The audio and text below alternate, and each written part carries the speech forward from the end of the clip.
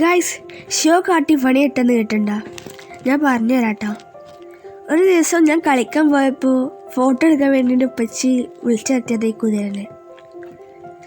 അതിന് കൂടുതൽ ഇഷ്ടമുള്ള ഫുഡ് ഫ്രൂട്ട്സ് ആയിരുന്നു.